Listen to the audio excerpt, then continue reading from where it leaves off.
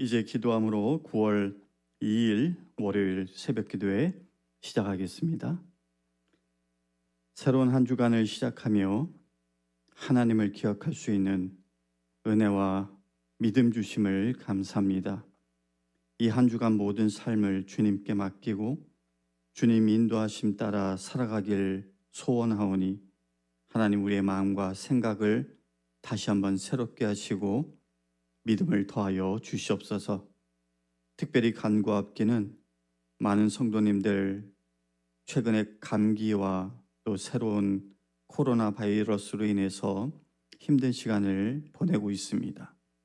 하나님 저들에게 찾아가셔서 어루만져 주시고 우리 모두에게 건강의 축복을 허락하셔서 더욱더 하나님 기뻐하실 만한 거룩한 삶을 살아감에 부족함 없도록 주님 역사하여 주시옵소서.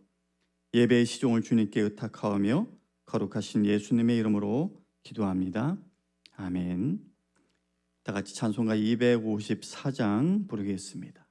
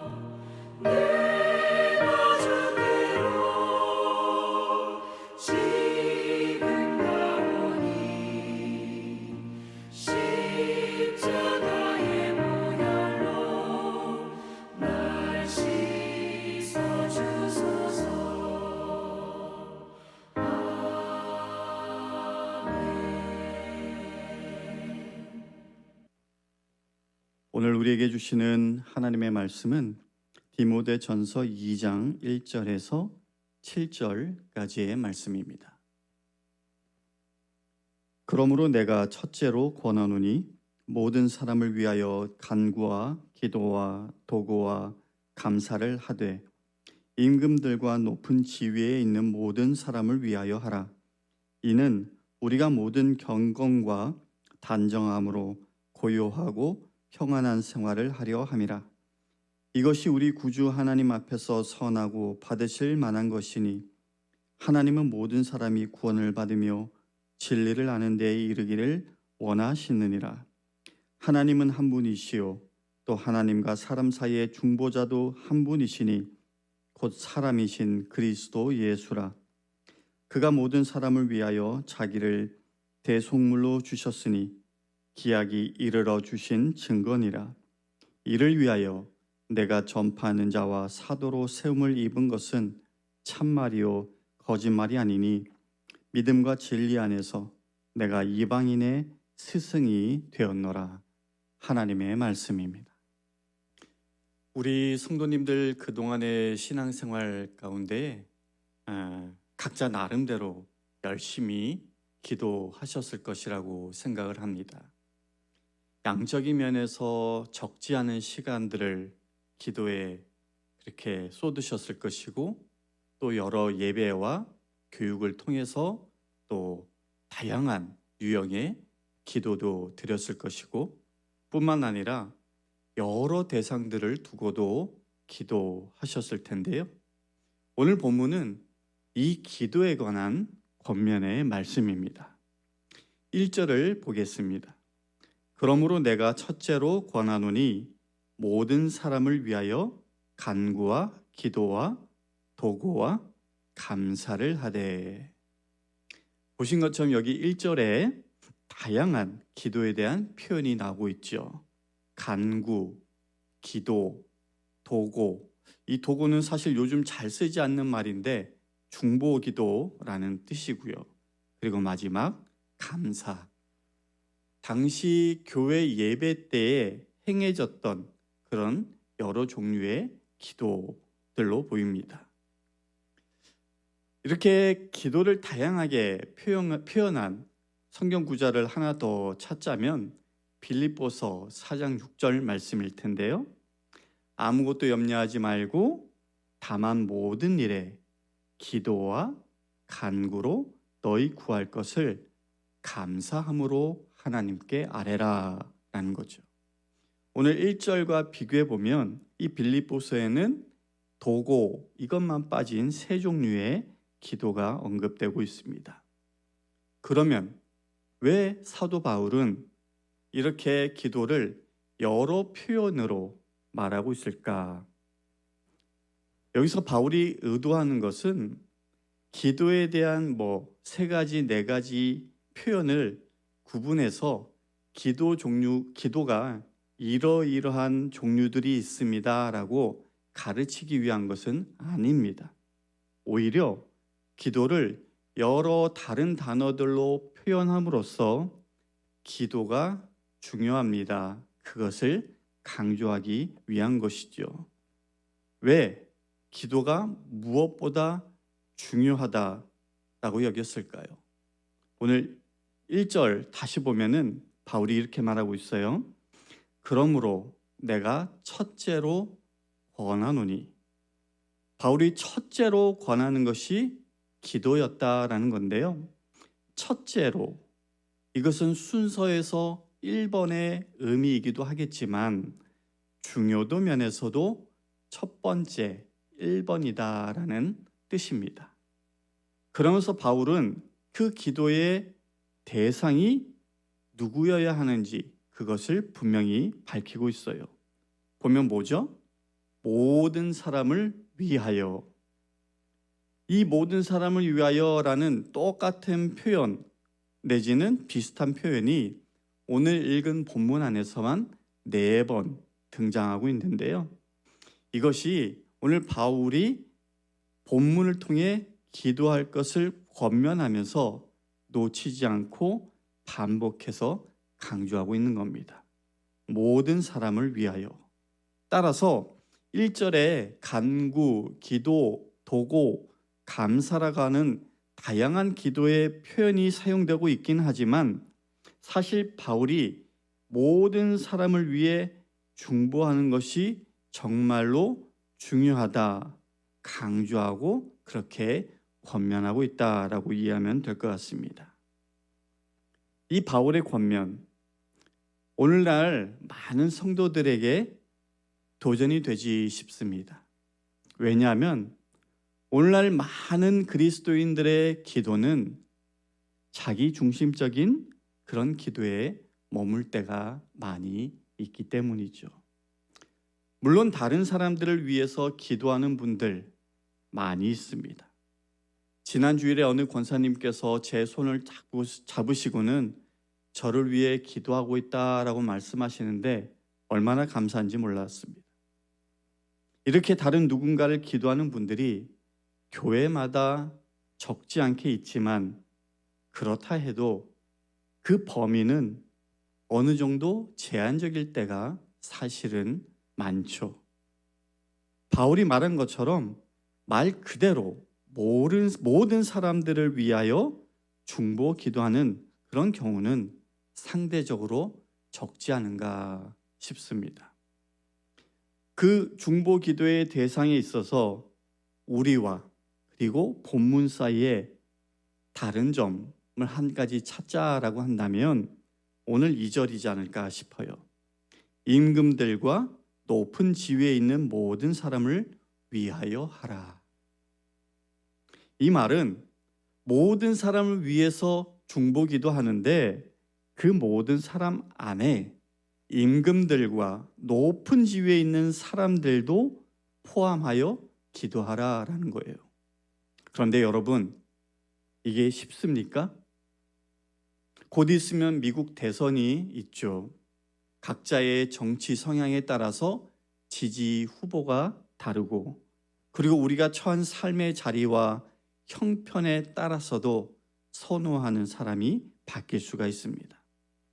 그런데 바울은 그런 것들 고려하거나 따지지 말고 모든 사람들을 위해 중보하되 특별히 임금들과 그리고 높은 지위에 있는 사람들, 요즘 위정자들이라고 할 수 있을 것 같은데 그들을 위해서 기도하라라는 겁니다. 해서 개인적으로 생각을 해봤습니다. 과연 나는 지금 이 미국의 두 대선 후보를 위해서 편견이나 어떤 기울어진 생각 없이 같은 마음으로 그들을 위해 기도할 수 있을까?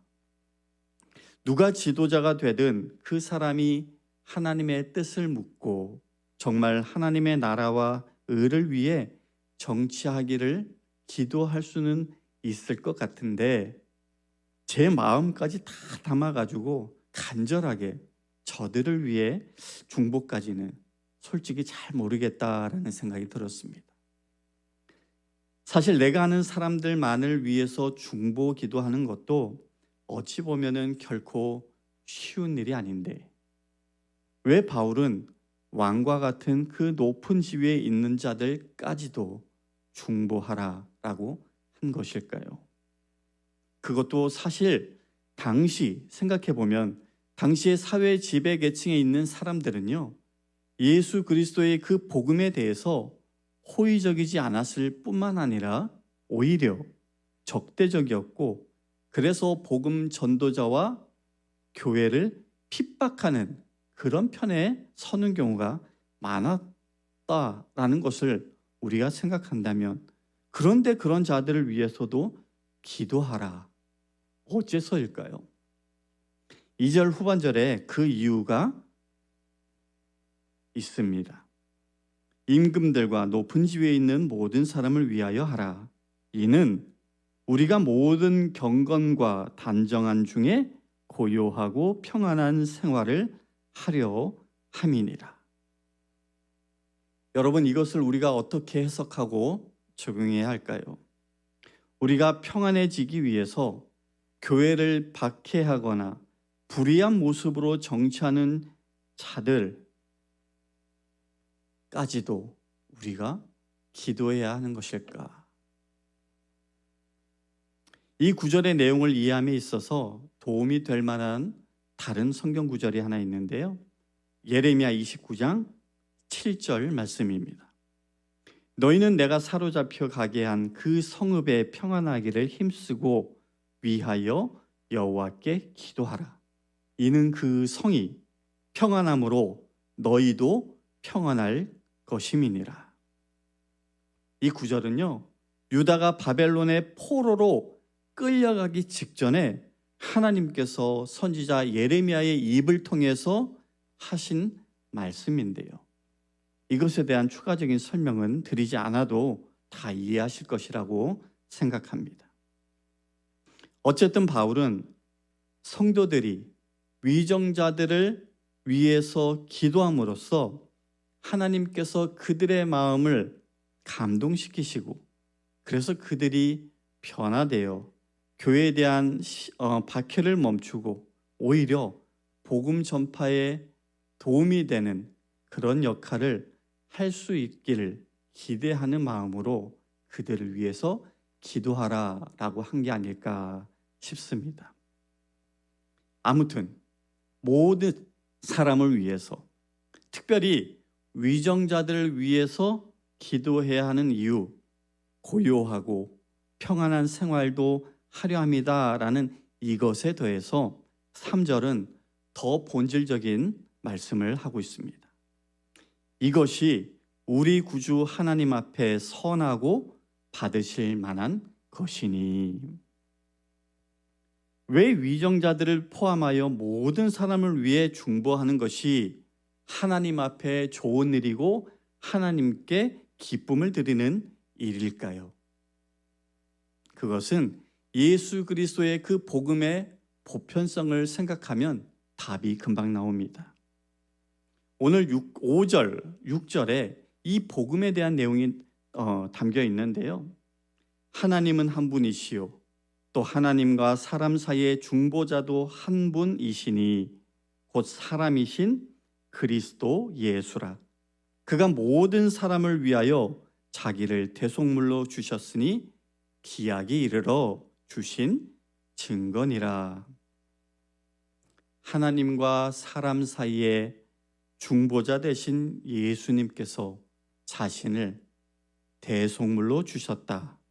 그런데 그것은 어떤 특정한 자들만을 위한 것이 아니라 모든 사람들을 위해서 그리하셨다라는 거죠. 이 복음을 전하라고 바울은 자신이 사도로 세움을 받았다라고 하는데요. 이거는 비단 바울의 사명만은 아닐 것입니다. 우리들도 마찬가지로 그 복음을 전해야 할 텐데 그러기 위해선 예수님 그 십자가의 희생의 대상, 즉 모든 사람들을 위해서 중보하는 것, 그것이 무엇보다 첫째로 중요하다라는 겁니다. 따라서 우리가 직접 전도, 선교 현장에 가지 못한다 하더라도 중보 기도하는 이 사역에 쉼이 있어서는 안 될 것입니다.